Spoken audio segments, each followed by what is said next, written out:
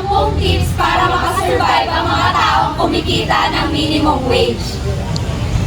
Tip number 1, pagkakaroon ng kamalayan sa pera.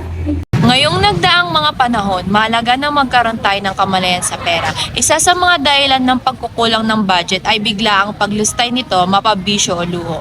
Kaya dapat nating matutunang unahin ang pangangailangan bago ang kagustuhan. Tip number 2, iwasan ang pagiging materialistic. Sa pamamagitan ng pag-iwas sa pagiging materialistic, nakakatulong ito upang mabawasan ang mga gastusin sa araw-araw. Nakakatulong din ito dahil nagiging mapanuri ka sa mga bagay na mapapakinabangan mo talaga at sa mga bagay na di naman kailangan pagtuunan ng pansin.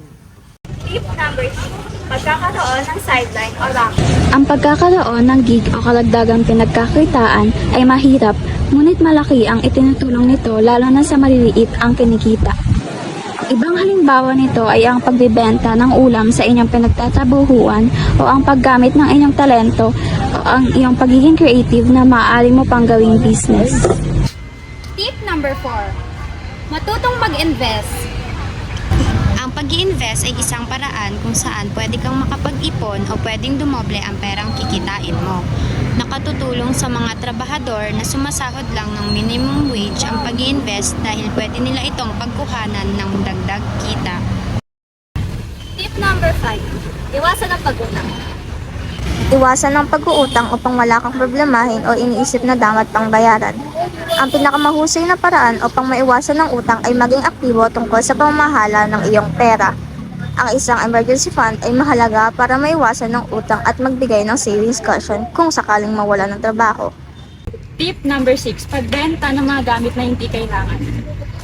Dahil sa pagiging materialistic nating tao, dahil lagi tayo natutukso sa mga magagandang bagay, kahit ang mga bagay na ito hindi natin kailangan ay ating binibili. Pwedeng makatulong pinansyal ang kikitain sa pagbebenta ng mga gamit na alam mong hindi mo na kailangan o ginagamit. Maraming platforms o paraan kung paano at saan ito pwedeng ibenta. Tip number 7, pag-iwas sa mga bisyo. Tila ba hindi nila maalis ang mga bisyo sa kanilang katawan na nagiging resulta ng pagkaubos nila ng kita o pagkawala nila ng ipon. At ang pag-iwas dito ay magre-resulta sa napakadaming bagay tulad ng pagkakaroon ng ipon at pagiging malusog ng katawan. Kaya iwasan ng bisyo, may ipon ka na, healthy ka pa. Tip number 8, limitahan ng sarili. Ang paglilimita sa sarili ay makakatulong upang makapag-ipon ka ng pera at mabili ang mga kailangan. Ito ay makakaiwas sa mga bagay na alam mo na maaaring makaapekto sa pagbabudget mo. Tip number 9, pagkakaroon ng budget list. Ang pagkakaroon ng budget list ay isang malaking tulong lalo na sa mga taong kumikita ng sapat lamang para matustusan ang kanilang pangangailangan.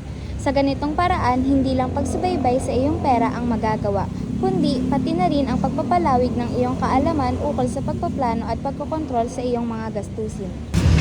Tip number 10, i-monitor ang mga gastusin. Ang pag-monitor ng expense ay isang mahalagang bahagi ng pampamilya o personal na pananalapi. Pinapabilis sa mga tao na maunawaan kung saan napupunta ang kanilang pera at nakikilala ang mga lugar na maaaring mabawasan. Halimbawa, ang mga simpleng gawi tulad ng pagbili ng pagkain sa halip na pagluluto ay maaaring tumagal ng malaking bahagi ng kita ng isang tao, lalo na kapag ginagawa ng regular.